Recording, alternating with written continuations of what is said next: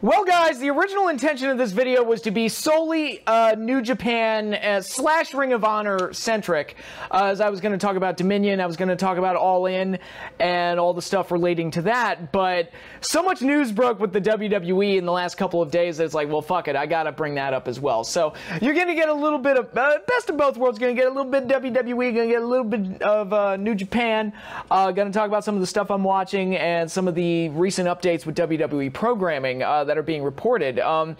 Most important to talk about in WWE is that Smackdown Live will be moving to Fox. Fox has picked up the rights to air Smackdown Live. I don't know exactly on what channel yet, but apparently the deal was worth a whopping $1 billion to WWE, and SmackDown Live is going to be moving to Fox. I assume later this year when the new season starts, so that'll be an interesting change, and I don't know if it'll affect my weekly wrestling watching habits all that much. I'll be honest, I'm being full disclosure, being completely honest, I have not watched any new WWE programming sans NXT. I have not watched any new WWE programming since Backlash, because I saw that show and I was like, you know, I need a break. Need a little bit of a break from the Wii. We gotta cut that out a little bit.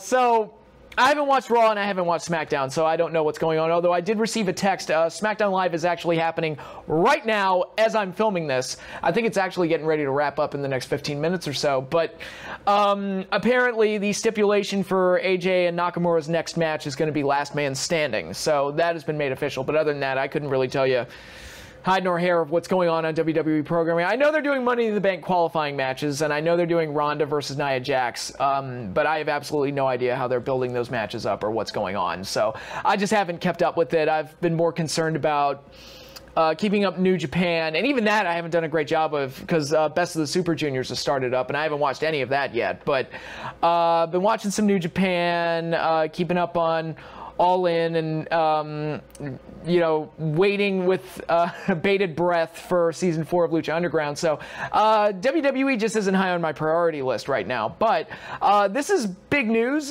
very interesting to say the least. It kind of reminds me of when Saturday Night's Main Event moved from NBC to Fox in 1992, but on a much bigger scale. I mean, this is WWE's second biggest show. So I think what I'm hoping for, fingers crossed, is that they'll take this opportunity. It's all right, new environment, new channel, new everything. Change the look and overall approach to SmackDown and make it just look like a completely different show to what Monday Night Raw is. Because right now, both shows look identical. And, you know, except one's red and one's blue. And there isn't a whole lot of difference between both shows. And I feel like if you're going to have a brand split, they should have their own identities. And I've talked about this before, you know. I feel like all the tag teams should be on one show and all the women should be on another show. Again, to have both shows offer something different. The Cruiserweight division should be brand exclusive. It was brand exclusive, and now it's just like its own brand with 205 Live. I mean, when was the last time there was a Cruiserweight match on Raw? Nobody really cares all that much, or even remembers that it was a Raw exclusive thing. But yeah, it'll be very interesting to see how this all plays out. I don't know if will this change make them wanna, I don't know, just to get the show off on a good footing, will they want to like move Ronda Rousey and Brock Lesnar over to SmackDown to kind of give it a boost? Because right now, no knock on AJ Styles, no knock at all, and no knock on Shinsuke Nakamura or Daniel Bryan or guys like that, but do they have anybody that can really move the needle and really keep that brand alive in a new environment on a new channel? And how much of the WWE's fan base is going to move along with it? I would assume a lot, because SmackDown has moved around quite a bit. It was on UPN, it was on Sci-Fi Network, it was on USA, so it's moved around quite a bit over the years, but we'll see. I mean, it's just one of those interesting things, kind of a big headline, but like I said, I don't know how much it's going to affect my viewing habits on a weekly basis, but again, we shall see. Another thing that broke with WWE is that now that the pay-per-views are co-branded, they've talked about extending the length of their pay-per-views from 3 hours to 4 hours, which, Jesus Christ almighty, because that's what WWE needed. That's the change that was needed. They needed more programming. Just another hour drained out of your soul. They needed to take that fucking thing away from you. All right, so now the B pay-per-views are going to be as long as WrestleMania used to be. Jesus Christ. I've been talking about it for years. Oversaturation has just killed the WWE creatively. Like, I don't know how people can watch all of their shows and not just become completely desensitized to all of it, because all of it just looks the same. They get into these creative ruts where they burn through everything so quickly. It's because they have so much programming to fill that it's almost impossible to have any kind of sustained momentum, because I mean, fuck, there's just too much programming. It's way too much. You know, the guys are going to get burnt out if they're not burnt out already, because they're expecting, because it's not like they work squash matches on Raw or SmackDown. It's not like they have many nights off. They just go out there and they work these Ring of Honor style matches at almost every show. And yeah, guys get hurt. Guys get tired. It happens. And it's just, I think it's a bad move. I think it's just another example of oversaturating the brand and making things less important. And another hour for their pay-per-views is not going to make me care more. If anything, it's just going to wear me out even more. It's like, dude, how much of my week... I mean, when I think of, granted, I haven't watched Raw or SmackDown since Backlash, but how much of my week do you guys need, you fucking vampires? Because I'm expected to keep up with a 3-hour Raw, a 2-hour SmackDown, and once a month a 4-hour pay-per-view, 5 hours in the case of, because apparently like the big shows like the SummerSlams and the WrestleManias are going to go to like 5 hours. WrestleMania is already at like 7, but whatever. And I mean, how much of my week do you guys need? It's fucking ridiculous. And this is why I get way more excited over Lucha Underground and WWE's other show, NXT, where it's like, look, they only ask for an hour a week. Ain't that much. They ask for an hour a week. It leaves me happy, and the anticipation in between shows really helps as well. And that was something that Raw had back in 97, 98. And even when they added Sunday Night Heat, there was still that, you gotta wait 6 days just for a Sunday night show that's basically a preview to Monday Night Raw. So what's the appetite even more? And a lot of people talk about it with WCW and Thunder and how Thunder really devalued the product, and I agree. It really helped oversaturate the brand, but I think SmackDown did a very similar thing where sticking it on Thursdays the same week as Raw, it kind of like that anticipation for Raw every week kind of got cut in half because you don't have to wait as long for it. And you've got 2-hour shows a week, so you're basically doubling your programming. And, you know, oversaturation's a problem. And I talk about it with the Star Wars movies. It's like, look, I love Star Wars and everything, but do you need a movie a year? Do you really need to do one movie a year, Disney? I mean, I feel like it was much better when you had to wait 3 years in between movies, even for the prequels. Like, as much as we all hate those, there was a certain magic to like having to wait 3 years for these movies, more anticipation, and they felt like bigger deals. Now it's like, holy shit, the new trilogy's almost done. I feel like it just started and it's almost done. I mean, good Lord. Little patience, less is more, that type of stuff. You know, that's my philosophy anyway, and it's not going to affect WWE negatively at all financially, but it is going to be one of those things where me personally, it's like, dude, I'm not going to watch all these 4-hour pay-per-views. No way. No fucking way. It's like, I don't have the time, man.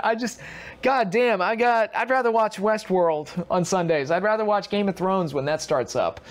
Walking Dead, not so much anymore, but, you know, it is what it is. So yeah, that's, just wanted to come on here, talk about SmackDown and the extended pay-per-views and how, I don't like the extended pay-per-views. I mean, Backlash was 3.5 hours, and we were all fucking drained after that show. I mean, the audience started walking out for the main event, and a lot of people say it's because of Roman, and I think that's partially true, but I think part of it is also, it's like, dude, the show ran long. These kids got to go to school. That's the other thing. It's a fucking school night, guys. Good Lord. I remember when I was a kid, like, WrestleMania would be on at like 4 p.m. Eastern. On whatever day it was airing. Like, the first WrestleMania I saw was WrestleMania 8. And first one I saw live, I should say. And I remember I had softball practice that morning. And then I went to softball, came home, and, you know, had lunch. And then it was time to get ready for WrestleMania. Now it's like you're expected to stay up till midnight to watch a goddamn wrestling show. It's what kid is doing that? Or what good parents are going to allow their kids to do that? I'm an asshole. I admit this, but anyway, I know I sound like an old man yelling at the sky at this point, but those are just my feelings on the matter. But with all of that said, let's jump into New Japan Pro Wrestling. I didn't get a chance to do full-fledged reviews of Wrestling Dontaku Nights 1 and 2. Not going to go into too much detail here, but my brief overview, I really enjoyed both shows. I thought both shows had really strong double main events. Night 1 had Cody versus Kota Ibushi, another great match that they had. They've been having really good matches, I think back to their Wrestle Kingdom match earlier this year.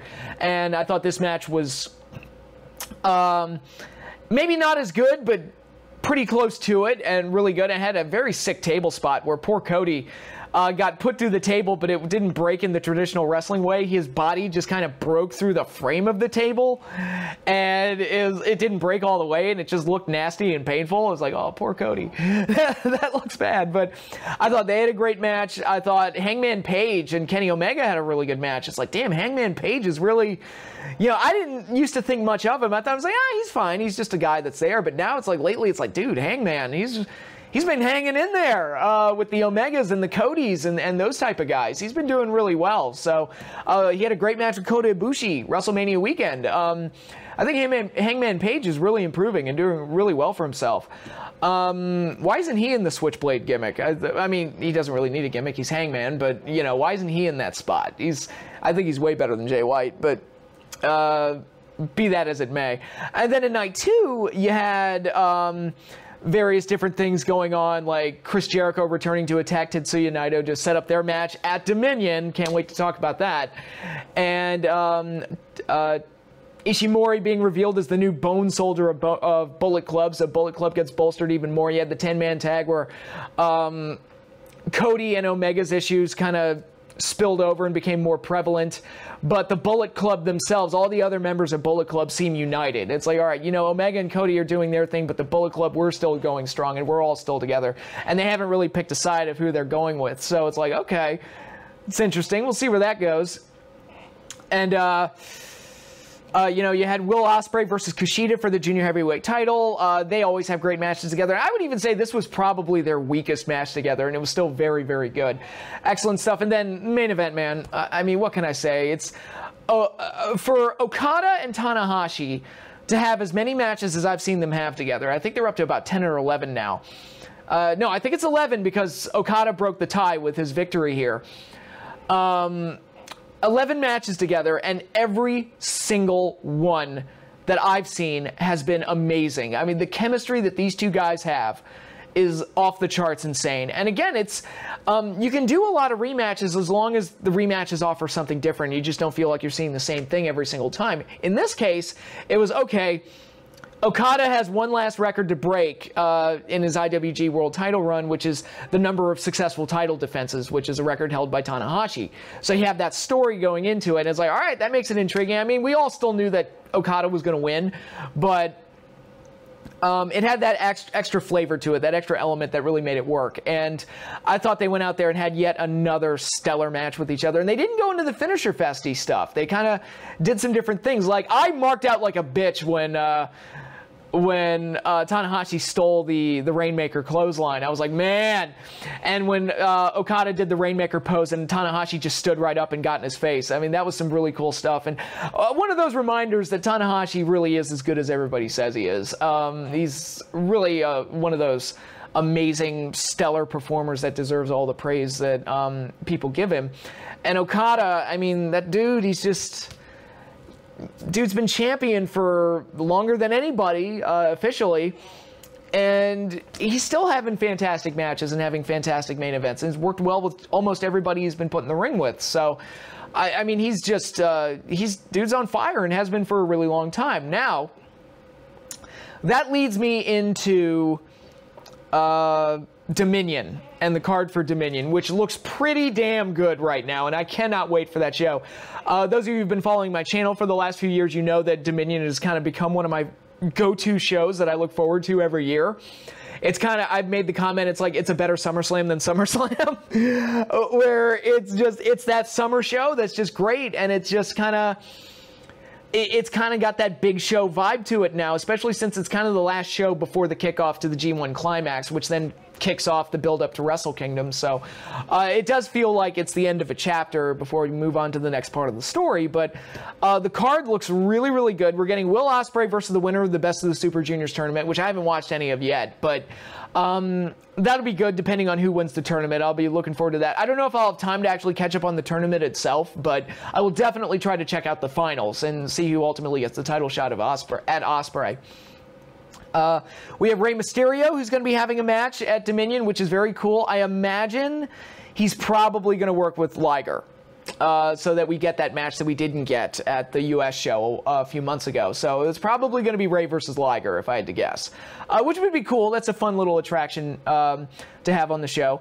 For the Never Openweight title, we have a three-way. It'll be Hiroki Goto versus Tai Chi versus Michael Elgin, which that should be a cool match, and it's not often you get a three-way singles title match on these New Japan shows, especially for the heavyweights. Typically, if you do it, it's for the junior heavyweights. So this will be great to see. I think this will be a really fun kind of beat-em-up, down and dirty, brawling type of match. I expect this to be really good. For the tag titles, the heavyweight tag titles, is going to be Evil and Sonata taking on the Young Bucks. It's like, oh, the Bucks are getting up there for the big boy tag belts now. That'll be interesting. And I think these two teams are going to work very well together. So I'm really excited to see how this match goes. And it's something fresh for the Bucks to do, because we've seen them win and fight for the junior tag team championships like 18 gazillion times. So this is something different, something fresh.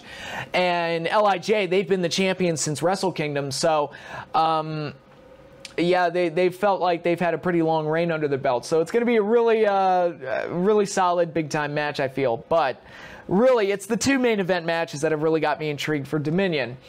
We've got Chris Jericho challenging Tetsuya Naito for the IWGP Intercontinental Championship.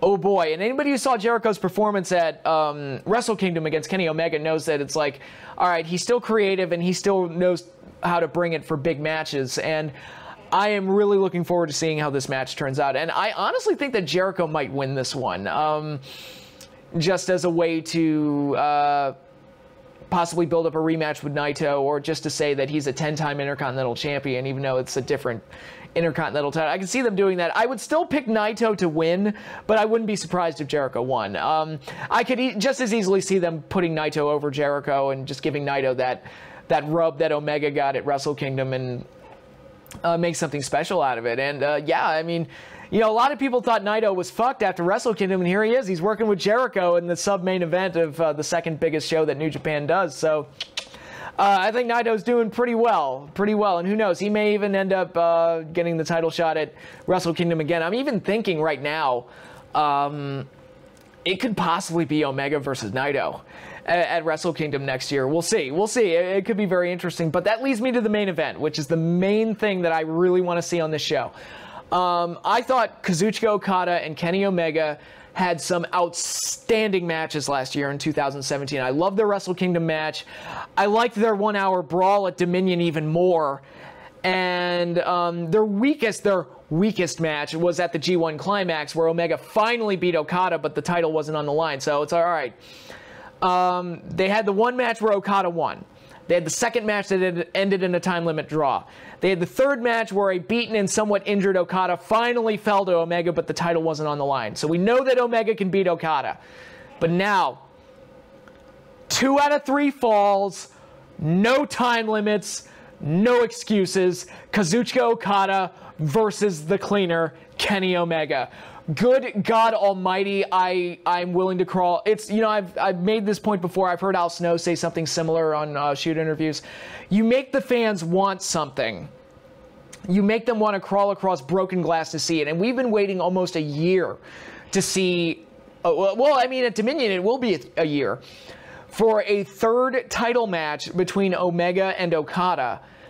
Oh my God, do I want to see this. I want to see what I hope will be Kenny Omega's crowning moment, because I think now's the time. Now that Okada's broken all the records, and now that he's made history and everything's set in stone, and now that Omega got his big win over Jericho and has really been delivering at a huge level, I think now's the time to consider doing putting the belt on Omega. I think now's the time to do it. A lot of people complained when Naito didn't go over at Wrestle Kingdom, but I defended it saying it's like, because I want to see Okada versus Omega for the title one more time, because they have that in their back pocket, and because they have that, I'm willing to let it slide that Naito didn't go over, and now we're getting it. It's like, all right, now's the time for Okada to drop the belt, and when he drops that belt, it's going to be fucking insane. So yeah, I'm picking Omega to win. I think he has to go over at this point, because now that he's worked Ospreay, now that he's worked Zack Sabre Jr., now that he's beaten Tanahashi and holds more wins over him and holds the title defense record, he's beaten virtually everybody. There's just nobody left. And I think Omega, it's like now's the time with Omega to put the belt on him and to run with that. But I really want to see that main event, because I think that could be really something special. Again, 2 out of 3 falls, no time limits. I mean, this could be another classic in the making, and I'm really looking forward to it. So, yeah, I am definitely going to be checking out that main event. I wouldn't miss it for the world. It's going to be great. So, a lot of good stuff to look forward to with New Japan. And right after Dominion, we got the G1 Climax coming up, so I am super excited. I'm super stoked. New Japan, they're my boys. They're doing some great work right now. But I wanted to close out by talking about All In, the independent show being held in Chicago that's being promoted by Cody and the Young Bucks. Tickets went on sale and then sold out within half an hour.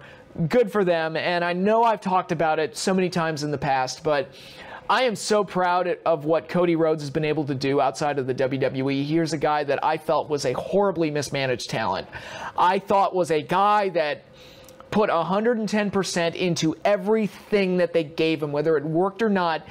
It wasn't because of Cody's lack of effort. And I was like, you give this guy something hot, he could be really something special. And to see what he's become outside of the WWE, and you look at the matches he's had with Ibushi, you look at the feud he had with Jay Lethal, you look at the feud he's had with Kenny Omega and the match they had WrestleMania weekend, I am so proud of what he's been able to accomplish and what he's been able to do. And I just think Cody Rhodes, he is finally being allowed to be the star that he was always meant to be.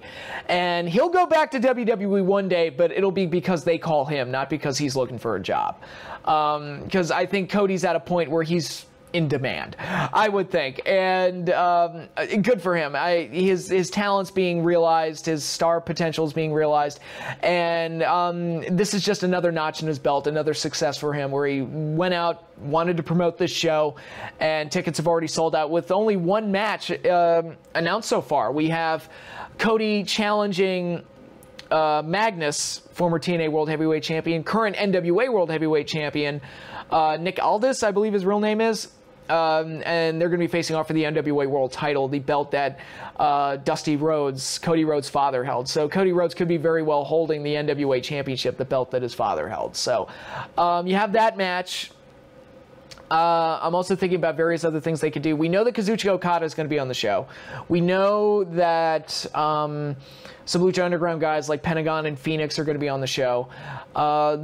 They've got a lot of things lined up.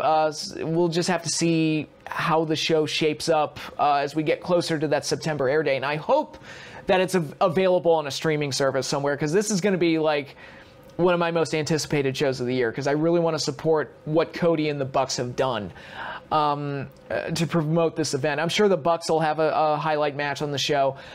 Because Okada's on the card, it makes me think maybe we'll get Omega versus Okada again as a special attraction for All In. Who knows? There are rumblings and rumors that CM Punk is going to play some kind of a role in the show, which if that happens, I mean, that right there, I mean, CM Punk at a wrestling show for the first time in years, I mean, that'll be worth checking out, if for no other reason, just to see Punk again. So there's a lot of interesting things going on right now. And again, I just can't say how proud I am of...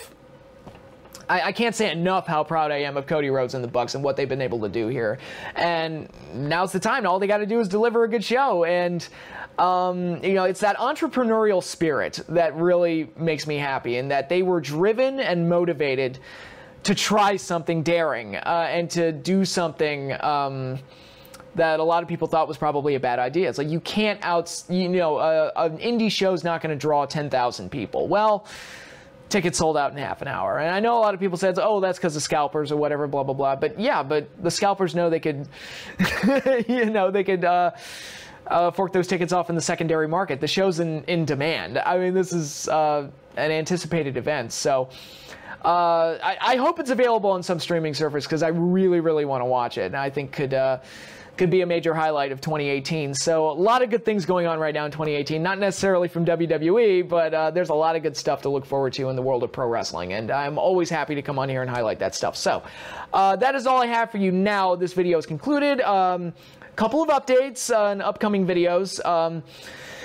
My next stream will be happening sometime this weekend. I might even do it Friday night because of Memorial Day weekend. I'm going to be caught up partying. Not gonna lie, I'm gonna be invited to stuff and I'm gonna be partying. So I might do my Clash of Champions Saturday night's main event stream on Friday night, but I'll keep you guys posted. I have another video lined up later this week, which will be a reaction to Thundercats Roar and various other 80s cartoon reboots that are coming out. So I've got some things to say, and it's not going to be pretty, but hopefully you all enjoy that. So, but that is all I have for you now. Hopefully you all are enjoying your week. Hopefully you all had fun watching Smackdown, which I obviously didn't watch, but there you go.